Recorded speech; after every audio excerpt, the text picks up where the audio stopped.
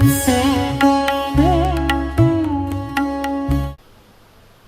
नमः सिद्धेभ्यः। ओम नमः सिद्धेभ्यः। ओम नमः सिद्धेभ्यः।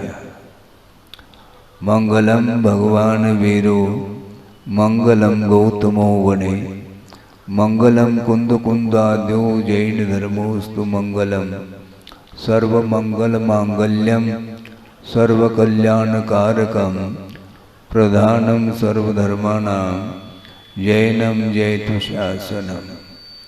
अहिंसा परमो धर्म की महावीर भगवान की प्रातः स्मरणी परम पूजाचार्य गुरुवर श्री विद्यासागर जी मुनि महाराज की जय।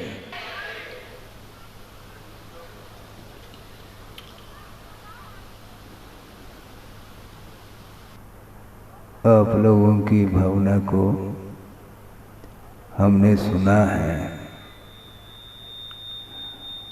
और निवेदन को सुना है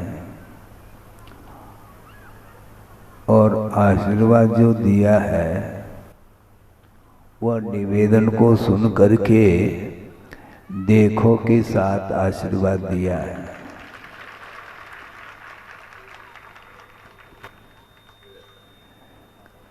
यह परंपरा है गुरुदेव की,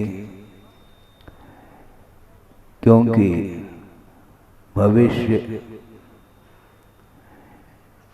किसी के दृष्टि में नहीं आ सकता।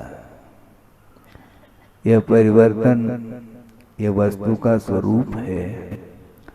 वस्तु कभी भी बिना परिवर्तन के रह नहीं सकती और निरंतर यह परिवर्तन वस्तु का निरंतर चल रहा है और इस परिवर्तन रूप संसार में अपने लिए ग्रहण करने योग्य क्या वस्तु है और छोड़ने योग्य क्या वस्तु है, इस विषय में आगम के आधार से सोचने की आवश्यकता है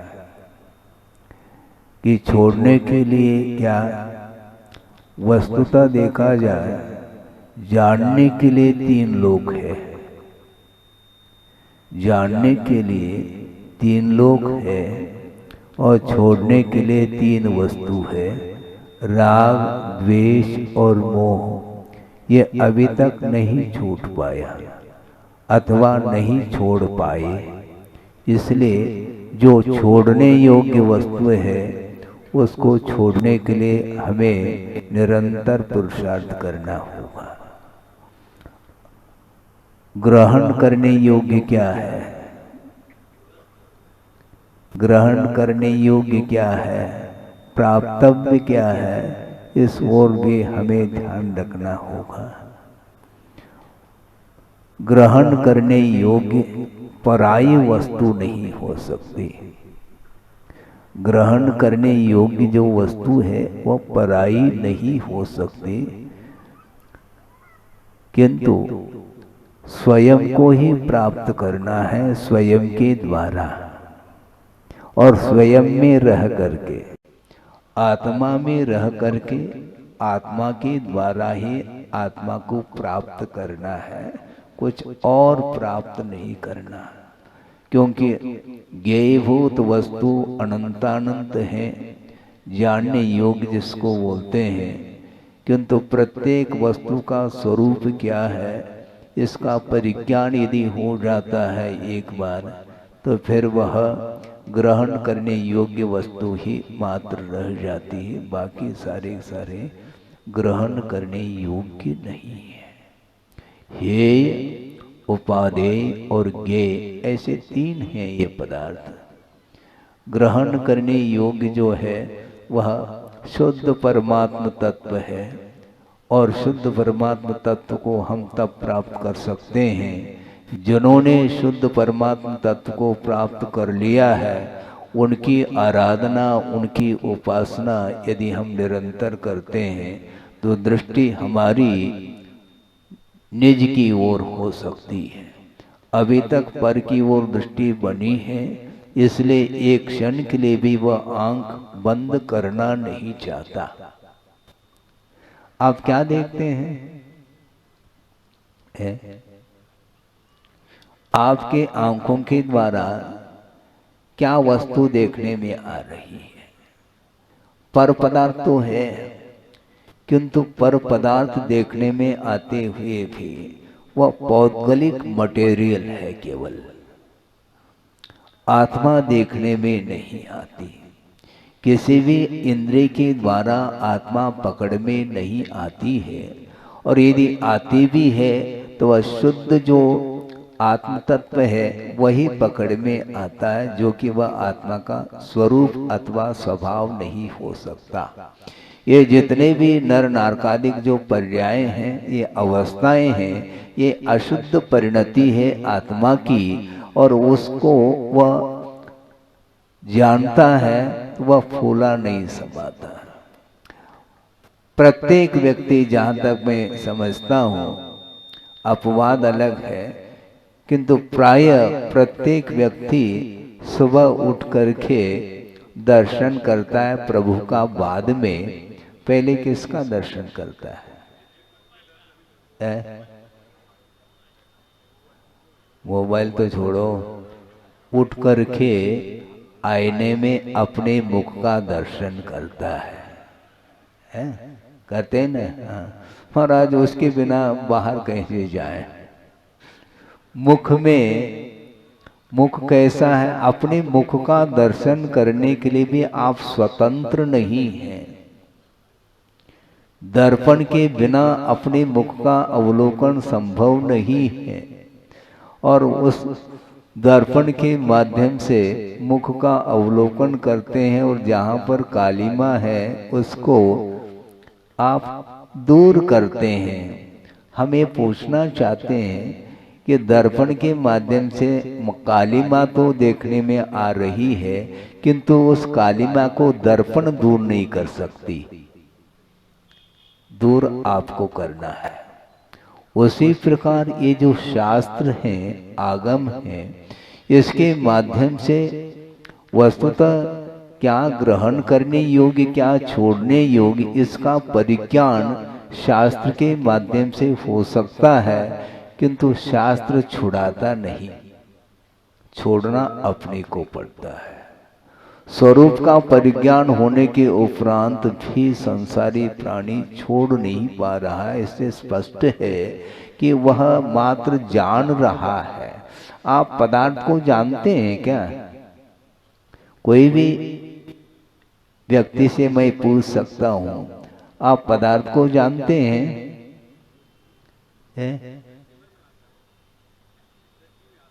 दृष्टि में पदार्थ आ रहा है क्या? यही तो पूछना है। बहुत कठिन है, वस्तु को जानना बहुत कठिन है। आप वस्तु को जानते हैं, किंतु जानते हुए भी इष्टानिष्ट के रूप में जानते हैं। आपका ज्ञान वस्तुतः वस्तु से प्रभावित है। वस्तु को जानना, मात्र जानना बहुत कठिन हो जाएगा। या तो संसारी प्राणी हर्ष विषाद के साथ जानता, अथवा इष्टानिष्ट के साथ जानता, अथवा मेरे तेरे के रूप में जानता है। ये जानना नहीं माना जाता है। जैसा वस्तु का स्वरूप है उसको उसी रूप में जानना चाहिए। एक प्रसंग आपके सामने रख रहा हूं, बहुत पुराना प्रसंग है। ये सारे प्रसंग गुरुदेव के सामने, उन्हीं के माध्यम से हमें प्राप्त हुए हैं। एक बार प्रवचन कर रहे थे गुरुदेव, और उन्होंने प्रवचन के पूर्व में थोड़ा सा इशारा किया था घड़ी, तो उन्होंने घड़ी ला करके रख दी और पीछे जा करके बैठ गए। और प्रवचन जब पूर्ण हो गया तो वह व्यक्ति तुरंत आया और ले गया, जबकि उस घड़ी से गुरुदेव का जो संबंध है बहुत निकट संबंध था। इसके उपरांत भी उतनी दूर जो बैठा है अंतिम पंक्ति में, वह आकर के घड़ी को लेकर के गया। क्यों ऐसा क्यों? घड़ी को जानती कि नहीं? घड़ी को तो घड़ी के रूप में जानो ना। उसका जो स्वामी है यह मोह का परिणाम है। वस्तु को घड़ी जानना ये तो मात्र ज्ञान कहलाता है, किंतु उसके प्रति जो स्वामित्व भाव है यही मोह की परिणति है। इसके कारण ही आत्म तत्व छूट जाता है और पर वस्तु हाथ लगती है।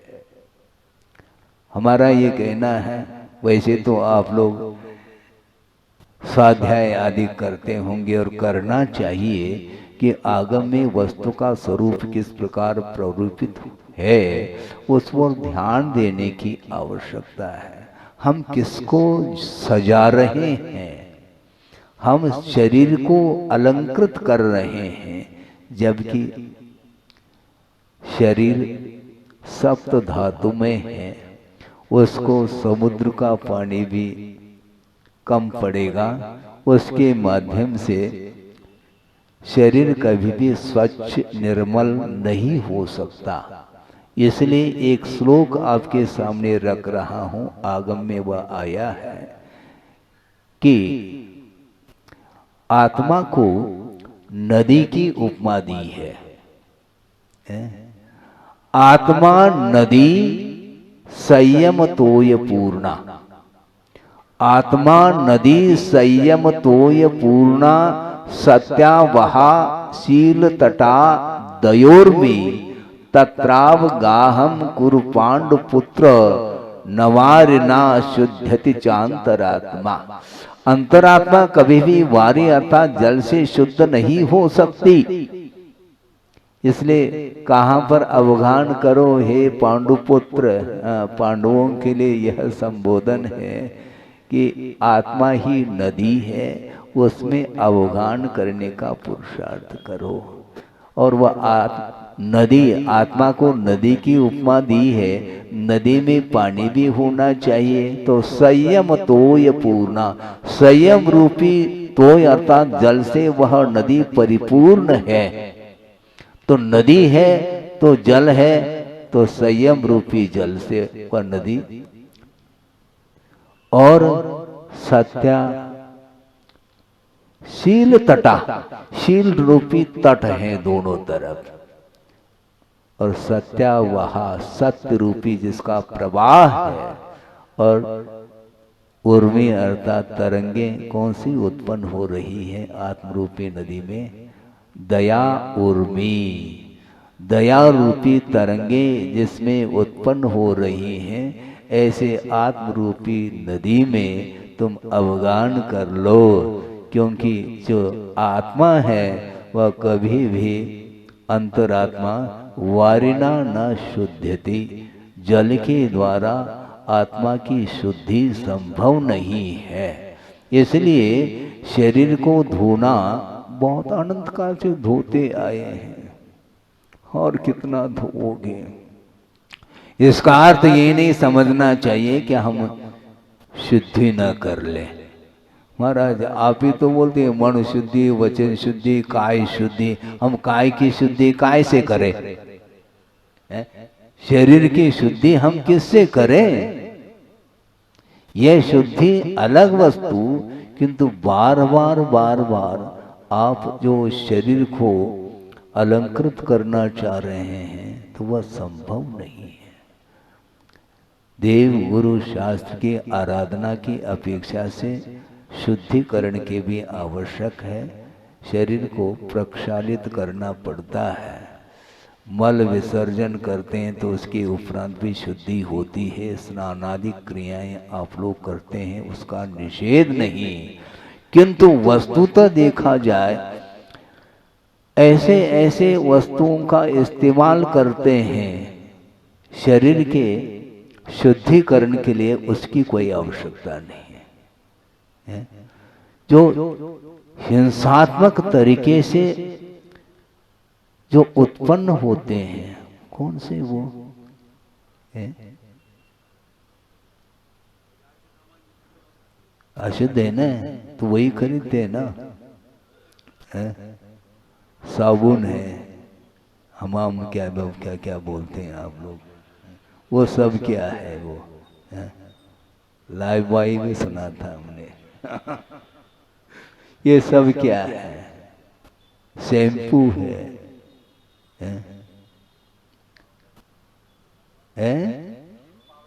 क्रीम, पाउडर, लिपस्टिक, वो ये सब, ये सब क्या है? इसका प्रोडक्शन, इसका उत्पादन किससे होता है? सुना तो हमने भी है।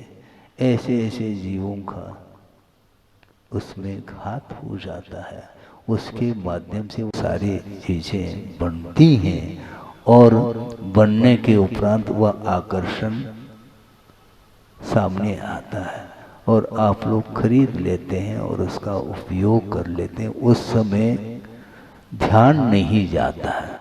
स्वाध्याय करते समय तो बहुत कुछ बातें हम पढ़ लेते हैं, सुन लेते हैं, समझ लेते हैं, किंतु जो जीवन में जो उपयोग में आ रही हैं तो उनकी ओर दृष्टि भी तो रखो।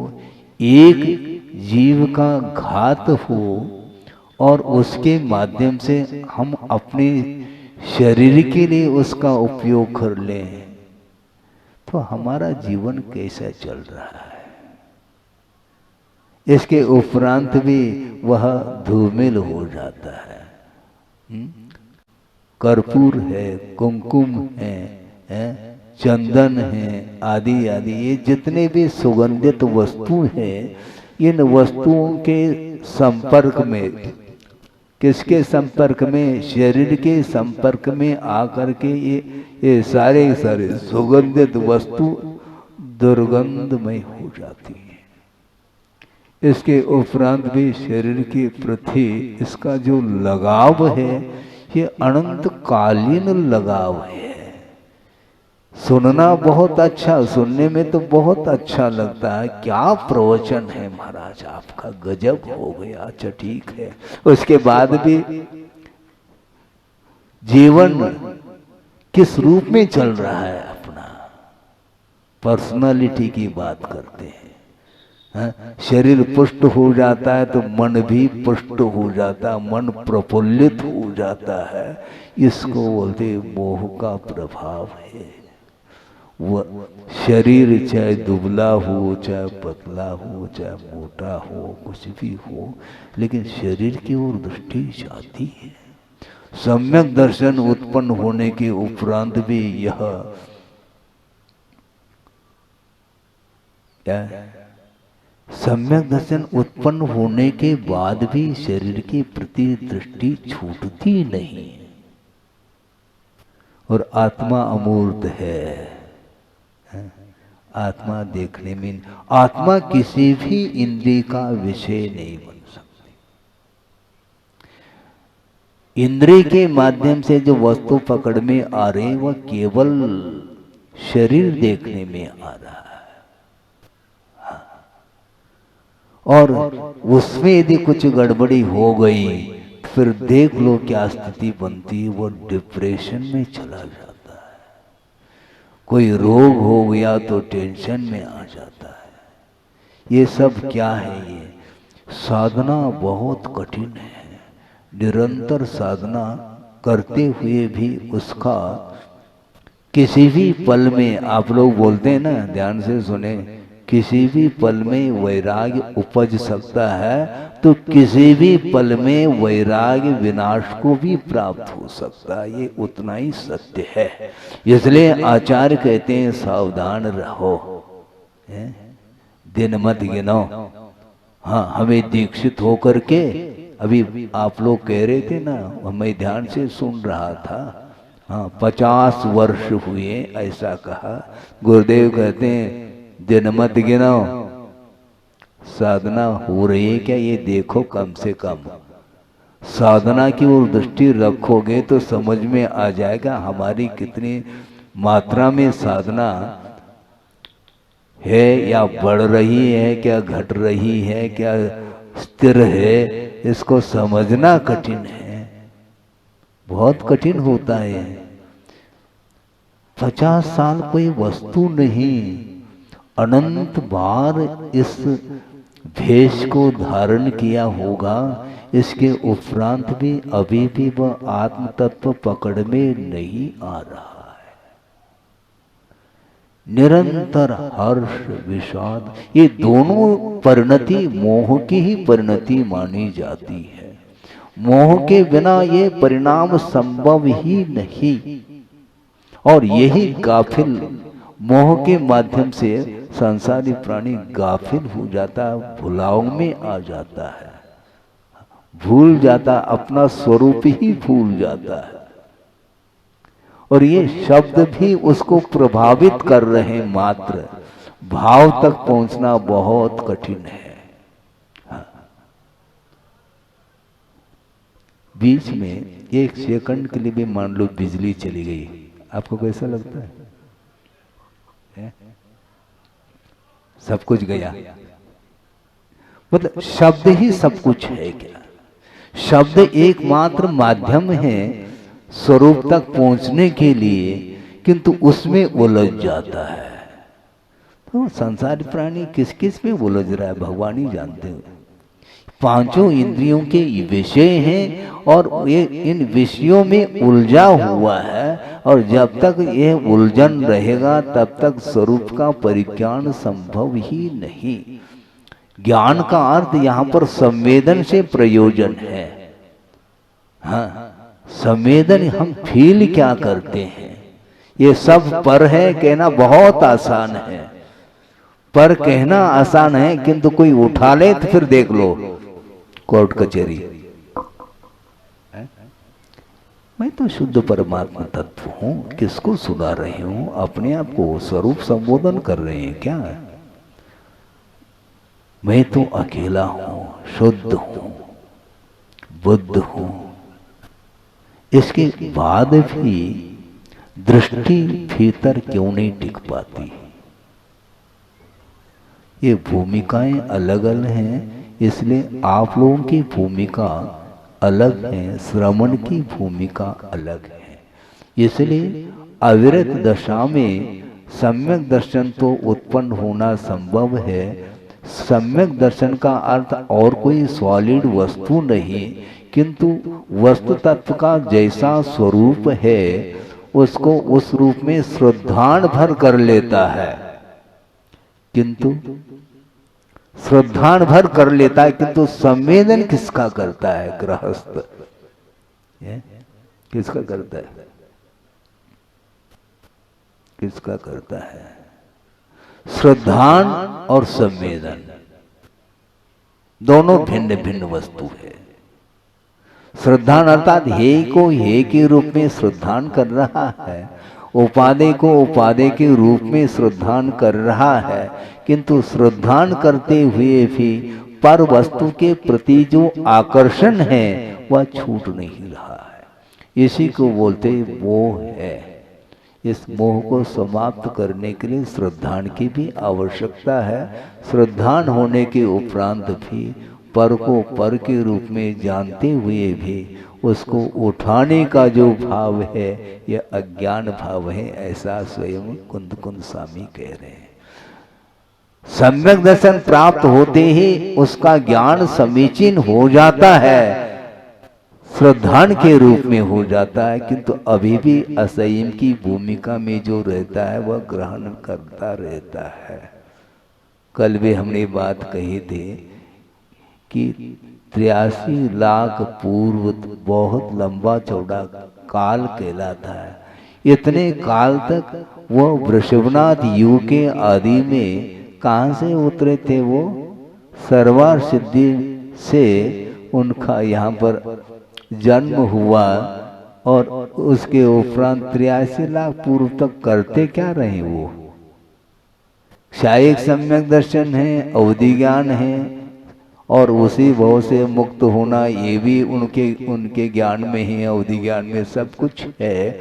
इसके बावजूद भी आकर्षण, ये आकर्षण विकर्षण ये भयंकर रूप है। ये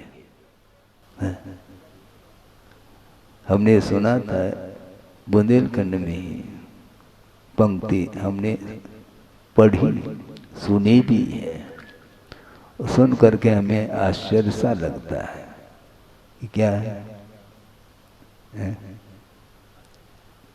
आपको ज्ञात तो है लेकिन उस प्रसंग के अनुरूप आपको याद नहीं आता है?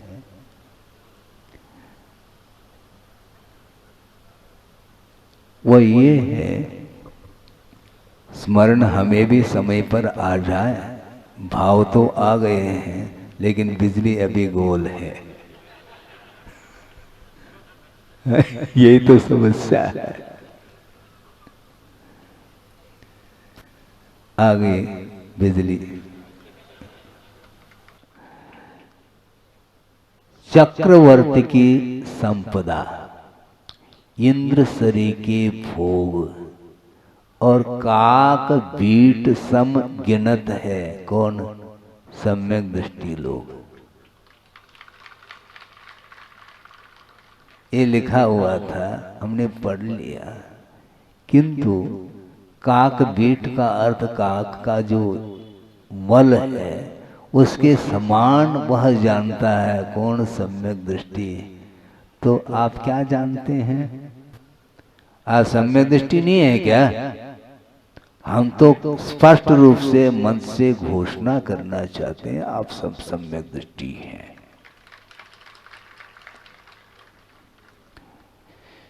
किंतु कर्णानियों की दृष्टि से कौन सम्यक दृष्टि कौन मिथ्या दृष्टि, इसका आकलन संभव नहीं है। किंतु वस्तुतः आप सब लोग सच्चे देव गुरु शास्त्र की उपासना करने में तत्पर हैं। ग्रहित मिथ्यात्व समाप्त हो चुका है और अग्रहित मिथ्यात्व है क्या नहीं ये अलग विषय है। किंतु चरणान योग की पद्धति से देव गुरु शास्त्र की आराधना या उनको छोड़ करके अन्य सरागी देवी देवताओं की उपासना आप लोग नहीं करते हैं। इस अपेक्षा से सम्यक दृष्टि तो है, किंतु वह काक बीट सम गिनत है। सम्यक दृष्टि लोग, वो कौन सा सम्यक दृष्टि है? चक्रवर्ती की संपदा। फिर चक्रवर्ती को वैराग्य हो जाना चाहिए था। संपदा तो उसी के पास है ना, 84 लाख हाथी। आपको ये हाथी देखने को नहीं मिल रहा है बारात में। 84 लाख और 18 करोड़ घोड़े बता रहे हैं, एक से एक सुंदर बिल्कुल, और उतनी ही संख्या में रथ भी हैं। 9 निधि हैं, 14 रत्न हैं, और ये सब, और एक नहीं दो नहीं 96 में 1000। ये वैभव उसके पास है क्या? नहीं, चक्रवर्ती के पास उसी की संपदा है, षटखंड अधिपति है, और वह सम्यक दृष्टि है और सम्यक दर्शन भी क्षायिक है उसके पास। इसके बाद भी वह काक बीट के समान समझ नहीं पा रहा है। अभी भी ये ध्यान रखो, काक बीट सम जिस समय गिन जाए वो, तो फिर वह रुक नहीं पाएगा वहां पर। सोचो, पर फिर ये किसकी दृष्टि में इस प्रकार प्रतीति में आ जाती है? तो जो वीतराग सम्यक दृष्टि है उसी की दृष्टि में ये संभव है, अन्यथा संभव नहीं। यहाँ तक कहा है आचार्यों ने, गुरुदेव के मुख से भी हमने कई बार सुना है, वह आपके सामने रख रहा हूँ। समय ज़्यादा ना हो, इसमें घड़ी में 10:15 बजा है? पता नहीं, फिर भी 10:15 कह रहे हैं। पता नहीं तो फिर 10:15 कैसे कहोगे? मैं ये कह रहा था, क्या कह रहा था? गुरुदेव का ये कहना है कि श्रवण स्वाध्याय करता है, तत्व चिंतन करता है, उपदेश देता है, विहार आदि कर लेता है, यहाँ तक तो ठीक है। किंतु श्रवण जिस समय आहार की क्रिया को संपन्न करता है उस समय भी उसकी निद्रा जारी रहती है। यहाँ तक गुरुदेव ने अपने मुख से कहा, श्रवण जब आहार ग्रहण करता उस समय भी वह स्वाध्याय कर रहा होता है। हाँ, ये कैसा संभव महाराज? ये तो समझना है। नवधा भक्ति पूर्वक आहार लेंगे, ये शर्त है। एक भी यदि भक्ति में कमी हो गई तो भक्ति नहीं संभव, वो लौटेंगे वो नवधा भक्ति पूर्वक। और वह पढ़वान करके ले गया है दाता, बड़े विनम्रता और भक्ति के साथ, विनय अनुनय के साथ वह सब कुछ पूजन अर्चन आदि संपन्न कर लिया। अब खड़े हुए हैं श्रमण, और आपने संशोधन करके आहार कर पात्र में दे दिया। अब सीधा ले ले। महाराज हमने तो संशोधन कर लिया ना, हमारे 2 बार 3 बार कर लिया महाराज। और दूसरी बात यह है कि आहार जल शुद्ध है ऐसा कह भी दिया, फिर भी हमारे ऊपर आपका विश्वास क्यों नहीं होता? विश्वास तो है, आहार जल शुद्ध है, किंतु प्रूफ रीडिंग ये आवश्यक है। जब ये येषणा समिति इसी को बोलते हैं। आपने तो संशोधन कर लिया, किंतु एक बार हम भी अपने येषणा समिति, ये समिति संशोधन करना आवश्यक है। तो उस समय क्या कर रहा है वो? स्वाध्याय नहीं कर रहा है क्या? येषणा समिति का पालन कर रहा है? और ग्रास जब मुख में आ जाता है उस समय क्या करेगा?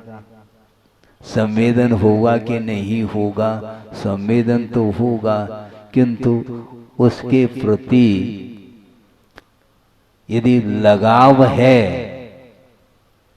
तो रसनेन्द्रिय विजय भी करना है। तो कब करेगा वो?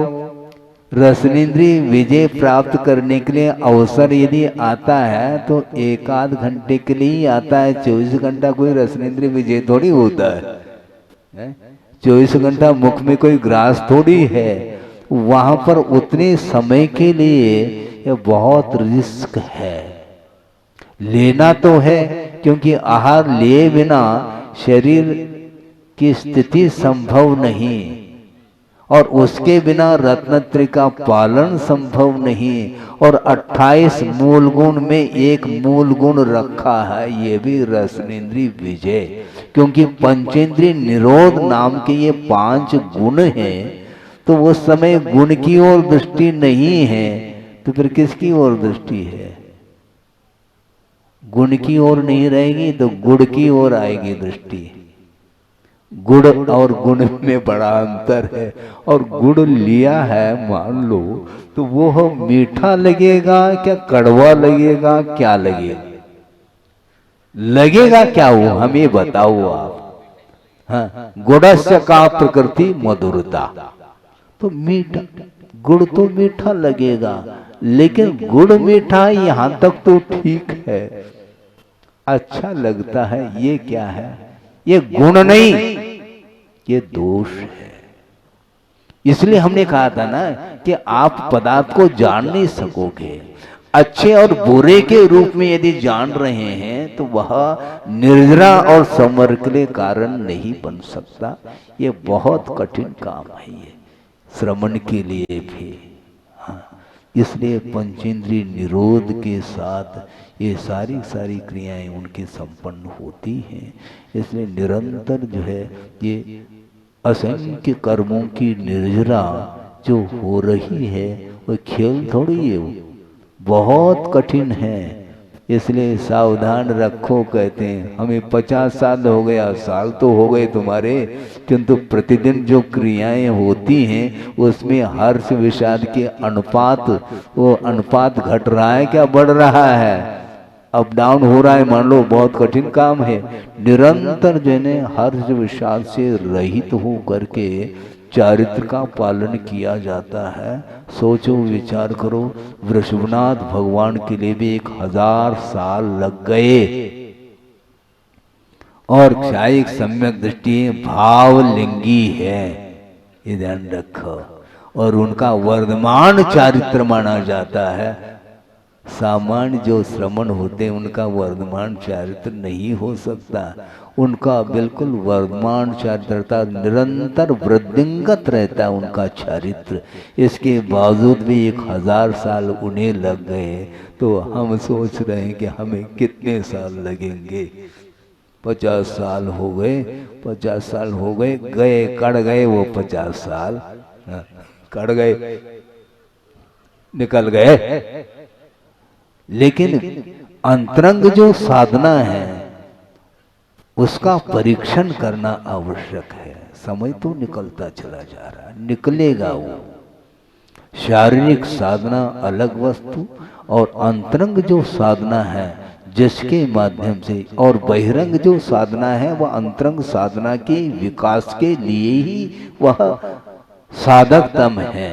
किंतु अंतरंग साधना यदि मान लो हमारी वृद्धिंगत नहीं हो रही साधना, तो बहिरंग साधना तो निकलती चली जाती है। पूर्व कोटि तक साधना करने के उपरांत भी केवल ज्ञान हो ये अनिवार्य नहीं है। इसलिए हमेशा मान लो वहाँ तक पहुँच नहीं पा रहे हैं, कोई बाधा नहीं, किंतु कम से कम बैठे बैठे इस प्रकार निरंतर जो है विशुद्धि बनाए रखेंगे तो साधना में विकास हो सकता है। इसलिए गुरुदेव ने ये कहा था कि अंतरंग साधना को प्रमुखता देनी चाहिए और उसके लिए शारीरिक जो कुछ भी आगम के अनुरूप साधना यथा योग्य साधना करे, इसमें कोई बाधा नहीं। इससे स्पष्ट है कि जब श्रवण के लिए भी इतनी कठिनाई हो रही है तो आपकी क्या स्थिति बनेगी, श्रावक की क्या स्थिति बनेगी। महाराज फिर हमारे लिए कोई उपदेश है क्या? नहीं कि केवल श्रवण की ही बात करना चाहते हैं, आपके लिए भी करना चाहता हूँ। दोनों मिक्स, श्रवण की भी बात करता हूँ और गृहस्थ की भी बात करता हूँ। आप लोग समय पर और हम मिल जाए समय, अभी तो 10:30 बजने को है, इतना ही पर्याप्त समझता हूँ क्योंकि ये विषय चलेगा। ये रामायण बहुत लंबा चौड़ा है ये, हाँ, इसलिए तो महाराज हम लोगों ने कहा शीतकाल की स्थापना कर लो। जोरदार तालियां बजाइए। सुनो, ताली नहीं बजाओ, इसलिए आपका कह रहे ना महाराज ये बहुत रामायण है, एक दिन में तो होना नहीं है, इसलिए कछु तो परसों हमें। ये कैसे परोसेंगे, उसको बहुत समय लगेगा क्योंकि स्वाध्याय निरंतर करेंगे तो भिन्न भिन्न प्रसंग, भिन्न भिन्न विषयों पर ये सारा वस्तु तत्व का विश्लेषण आगम में बहुत अच्छे ढंग से किया है। तो हमें और कुछ नहीं करना, संक्षेप में मोह कम हो रहा है क्या बढ़ रहा है इसका परीक्षण आपको करना है। चाहे आप हो चाहे श्रवण हो, अपनी अपनी भूमिका के अनुरूप ये राग देश की मात्रा कम हो रही है कि बढ़ रही, इसका निरीक्षण परीक्षण करने की आवश्यकता है। क्योंकि इसके माध्यम से ही कर्म का आश्रव होता है, किंतु कर्म के आश्रव को रोकने के लिए जो साधन बताए हैं उनको यथाशक्ति उन साधनों का आलम्बन लेते हुए यदि साधना करेंगे तो निश्चित रूप से शुद्ध जो परमात्मा तत्व है, जो ध्येय है अर्थात उसको प्राप्तव्य माना है, ग्रहण करने योग्य है, उसको प्राप्त करने के लिए सब कुछ साधना है। इतना ही पर्याप्त है। अहिंसा परमो धर्म की जय।